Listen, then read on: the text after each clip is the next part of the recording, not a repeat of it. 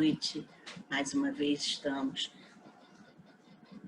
nos encontrando nestas condições, mas não vamos deixar o nosso irmão Leão Denis chateado por não estarmos compreendendo aqueles pensamentos dele.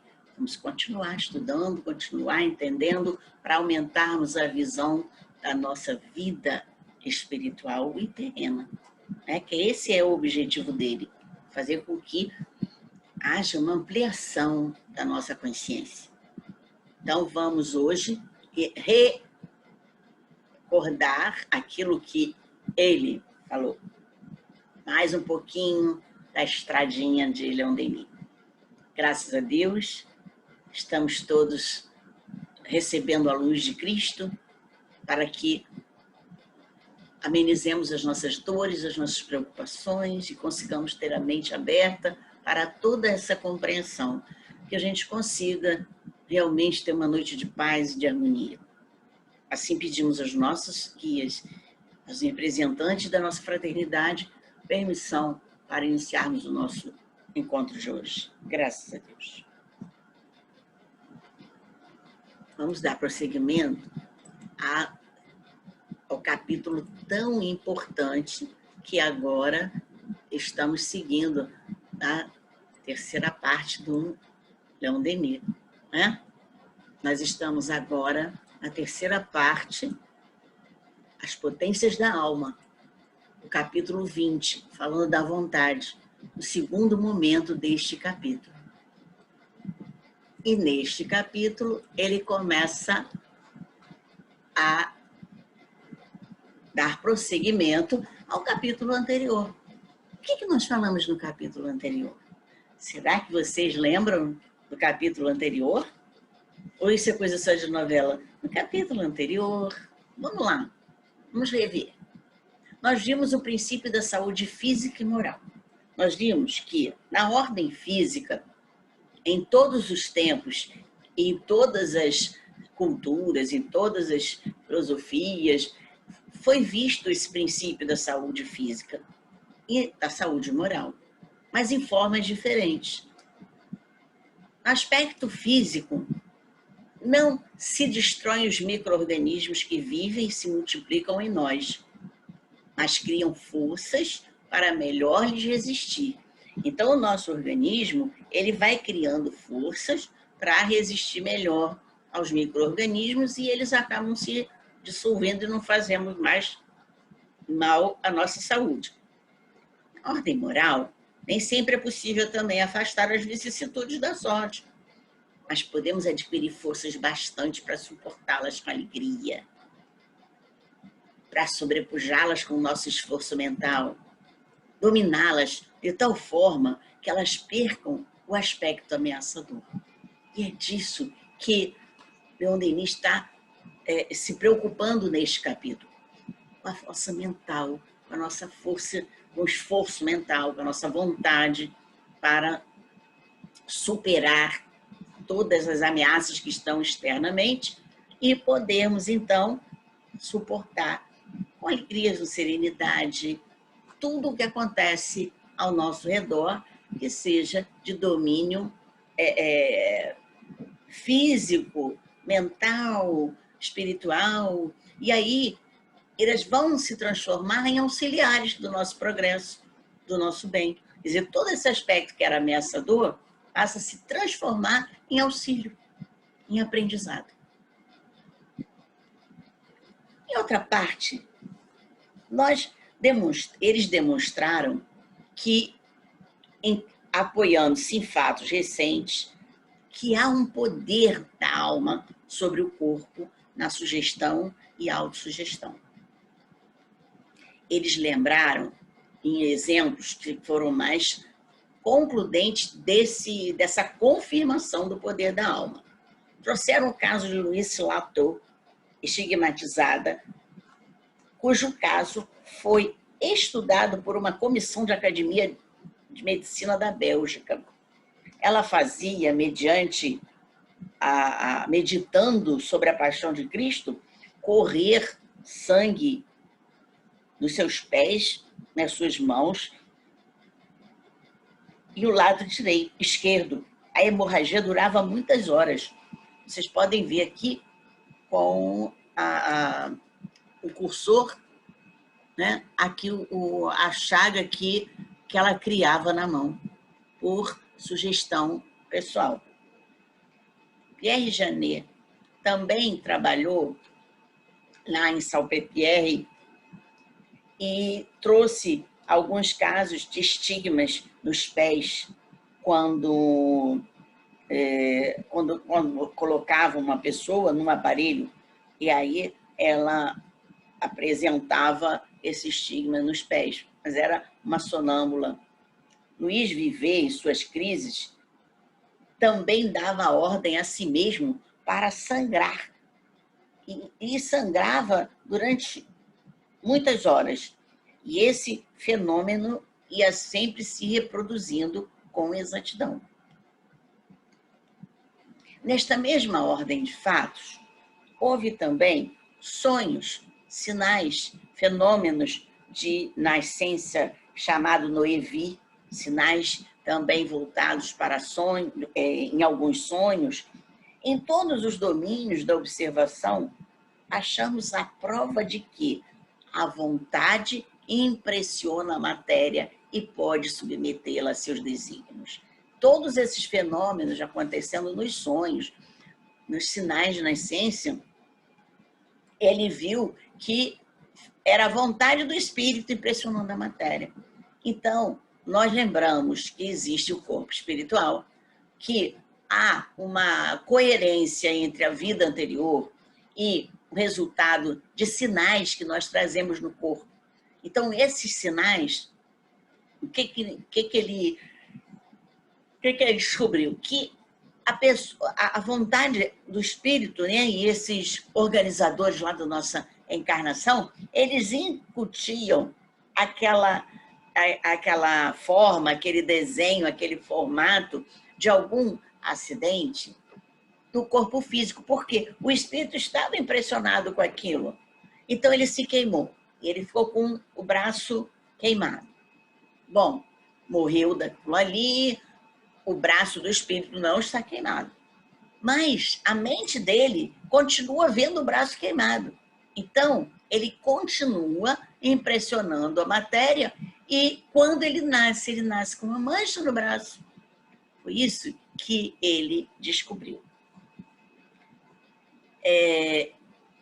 Com mais intensidade ainda, no campo da vida invisível. Então, ele percebeu que espíritos criavam formas e atributos para nos permitir reconhecê-los nas sessões de materialização. Então, aquele espírito que vinha com determinada roupa, com formas de corpo, né, digamos, tem um nariz grande, tem o nariz pontudo, tem a orelha grande, né, tem uma forma determinada de cabeça. Então, o espírito criava aquela forma, aquele atributo, para que as pessoas pudessem... Ah, é meu pai, sim. Ele tinha esse sinalzinho aqui na bochecha. Então, isso também era a formação da vontade, pela vontade. Nós sabemos que o espírito, por exemplo, pode atravessar a parede por causa da mente, da vontade sobre a ação. Se não tiver essa integração, ele vai bater na parede, pum. Né? Nós vimos no filme do Ghost que ele teve que aprender a usar essa mente para poder chutar uma lata e não entrar com o pé direto na mata, como para pegar um telefone e não entrar com a mão para dentro do telefone. Então, tudo isso é aprendido. Pela vontade criadora dos grandes espíritas, inclusive com espíritos divinos, que têm forças muito maiores, nós podemos ter uma vida repleta de maravilhas e se desenvolvendo, se estendendo, que vai de degrau a degrau até o infinito, nas profundezas do céu. Uma vida incomparavelmente superior a todas as maravilhas criadas pela arte humana e tão perfeita quanto mais aproxima de Deus. Então, quanto mais o Espírito se aproxima de Deus, mais ele consegue criar coisas maravilhosas. É isso que ele está querendo dizer. A vontade criadora dos espíritos, cada vez que ele evolui, vai trazendo coisas mais bonitas para o meio que ele está vivendo. Se o homem conhecesse a extensão dos seus recursos, e nele estão sempre em germe, ia ficar deslumbrado. E nunca mais o homem ia se achar fraco, nem ia temer o futuro. Ele compreenderia sua força, ele sentiria que ele próprio pode criar esse futuro. Imagina a gente acreditar nisso. Nós precisamos acreditar nisso, porque o futuro não pertence a Deus, não. O futuro pertence a gente. Nós criamos. Eu quero encontrar, eu quero ter essa meta, eu boto aquilo na minha mente, com vontade, e, é claro, saindo da cadeira, né? Porque se não sair da zona de conforto, não vai adiantar nada. Então, cada alma é um foco de vibração.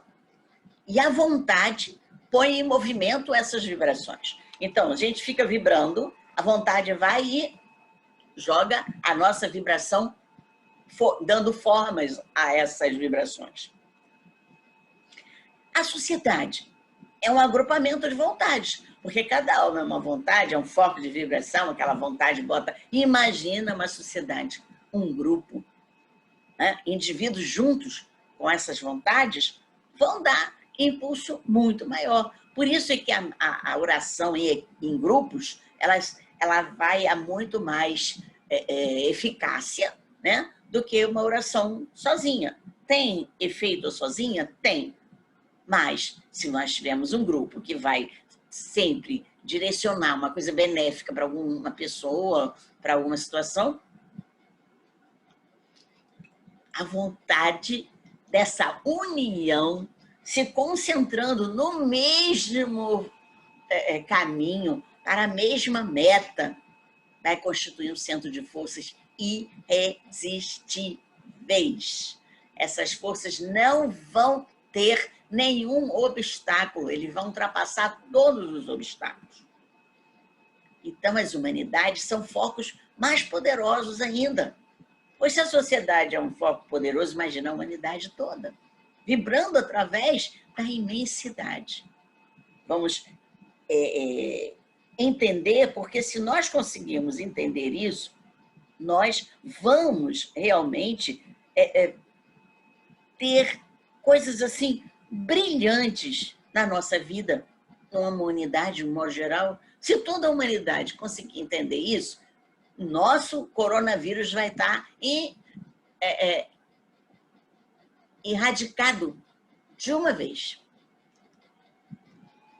Pela educação, exercício da vontade, certos povos chegam a resultados que parecem prodígios. Os japoneses, eles conseguem a energia mental, o vigor de espírito, seu desprezo pela dor, sua impassibilidade diante da morte. Isso trouxe uma situação de deslumbramento para os ocidentais. E eles foram, então, uma revelação dessa força mental, porque eles faziam isso. O japonês, ele desde a infância consegue dominar as suas impressões. Ele domina as suas impressões, ele nada deixa atrair dos desgostos, das decepções, dos sentimentos pelo que passa. Fica impenetrável e não se queixa nunca. Nunca se encoleriza. Sempre recebe com boa cara os reveses da vida. Então ele fica impenetrável. Aquela carinha de tranquilidade. Porque ele aprendeu a dominar suas impressões. Então, você pode estar ali, criando no japonês, está lá, tranquilo, com aquela face, né? Tranquila, rindo, né? Sempre rindo. Essa educação, ela vai retemperando os ânimos, assegurando vitórias em todos os terrenos. Na grande tragédia da existência e da história, o heroísmo representa o papel principal e é a vontade que faz os heróis. Porque eles vão com vontade, eles vão realmente com a mente voltada para ganhar. Este estado de espírito não é privativo dos japoneses. Todos nós podemos ter isso. Eles aprenderam desde a infância. Nós estamos aprendendo na idade adulta. Os hindus também empregaram isso. Eles empregaram através da Hatha Yoga o exercício da vontade e conseguem fazer coisas muito diferentes do que a gente faz. Eles suprimem em si o sentimento da dor física. Anne Besant, na conferência feita no Instituto Psicológico de Paris, mostrou vários casos devido a essas práticas persistentes. Aqui nós temos a Anne Besant, e ela trouxe nessa conferência vários casos. Inclusive, a Anne Besant, ela trabalha com os corpos espirituais, ela trabalha com o corpo setenário do homem. Então, ela consegue ver que realmente a gente tem um funcionamento físico, um funcionamento perispirítico e um funcionamento espiritual. O hindu, ele possui bastante poder de vontade e, para isso, ele consegue ficar com o corpo erguido até se atrofiar. Também deita numa cama com pontas de ferro sem sentir nenhuma dor. A gente tem mania de ver, achar que só faquir. Ah, eu não sou faquir. O faquir, ele fica ali sem comer, só tomando laranjada e deitado nessa cama de prego, né? Mas, realmente, né? Nesse mesmo poder, né? A gente viu que, mesmo sem ter a Hatha Yoga, né, vários hindus têm essa condição da vontade, de não sentir dor. E a conferencista, a Anne Besant, cita o caso de um de seus amigos que, tendo ido à caça de um tigre, tendo recebido, por causa da imperícia de um caçador, uma bala na coxa, se recusou a submeter-se à ação do clorofórmio para a extração do projétil, afirmando ao cirurgião que teria suficientemente domínio sobre si mesmo para ficar imóvel e impassível durante a operação. Esta efetuou-se, o ferido tinha plena consciência de si mesmo e não fez um só movimento. O que para outro teria sido uma tortura atroz, nada era para ele. Havia fixado sua consciência na cabeça, não sentia dor nenhuma. Então, ele fixou a consciência de não sentir dor. Sem ser yogi, possuía o poder de concentrar a vontade, poder que nas Índias se encontra frequentemente.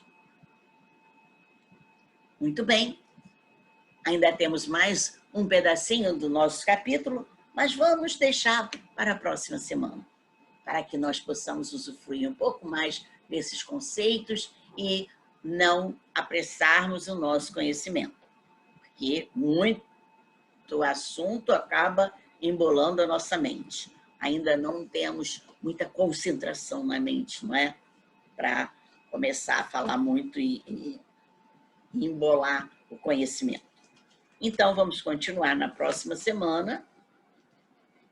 Terceiro momento, ainda deste livro original, deste capítulo, da terceira parte do nosso livro, Problema do Ser, do Destino e da Dor. E vocês viram, então, como Leon Denis trouxe tantas informações que agora eu tenho certeza que vocês vão acreditar mais na vontade de vocês. Porque todo mundo conhecia essa questão de dormir em cama de pedra, de fazer cirurgia sem dor. um processo auto-hipnótico. Você fica com a sua consciência e aí fica realmente com a sua vontade, acreditando, não vou sentir dor. E pronto. E não sente dor mesmo. Agora, isso é um hábito que precisa ser conquistado. É um treino, o uso da vontade. Um treinamento que a gente precisa fazer. Tá? Vamos agradecer a toda essa equipe espiritual que nos proporciona esse momento e que possamos dar continuidade a essa compreensão durante todo essa trajetória em que estamos vivenciando mais nos nossos lares do que pela rua, né?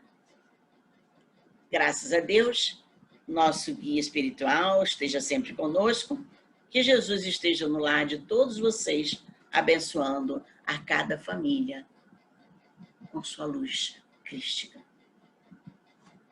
Graças a Deus.